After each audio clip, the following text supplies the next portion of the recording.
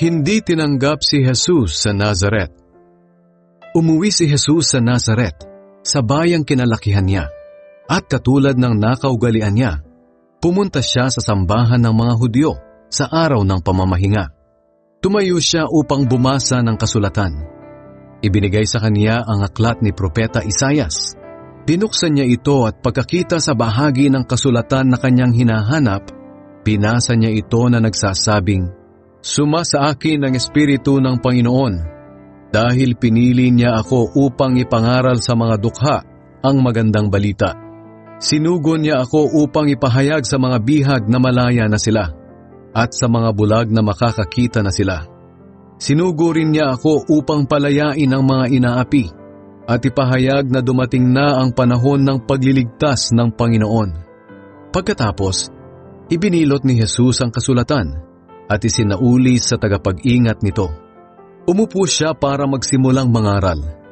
Nakatingin sa kanya ang lahat ng naroon. Sinabi ni Jesus sa kanila, "Ang bahaging ito ng kasulatan ay natupad na sa araw na ito habang nakikinig kayo." Pinuri siya ng lahat at humanga sa napakaganda niyang pananalita. Sinabi nila, "Hindi ba't anak lang siya ni Jose?" Sinabi ni Jesus sa kanila, "Tiyak na babanggitin ninyo sa akin ang kawikaang ito. Manggagamot, gamutin mo muna ang iyong sarili, na ang ibig sabihin, gawin mo rin dito sa sarili mong bayan ang mga nababalitaan naming ginawa mo sa Kapernaum."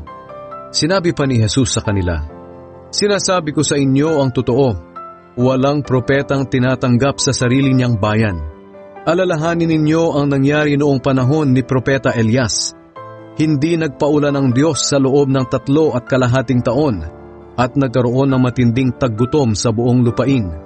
Maraming byuda sa Israel noon, pero hindi pinapunta ng Diyos si Elias sa kanino man sa kanila, kundi sa isang byuda na hindi Hudyo sa Sarephat na sakop ng Sidon. Ganyan din ang nangyari noong panahon ni Propeta Eliseo. Maraming tao sa Israel ang may malubhang sakit sa balat, ngunit walang pinagaling ni isa man sa kanila si Eliseo. Sa halip sinaaman pa na taga-Syria ang pinagaling niya. Nagalit ang mga taong naroon sa sambahan nang marinig nila ito. Nagtayuan sila at ipinagtabuyan si Jesus palabas ng bayan, at dinala malapit sa gilid ng burol na kinatatayuan ng kanilang bayan para ihulog siya sa bangin. Pero dumaan siya sa kalagitnaan nila at iniwan sila.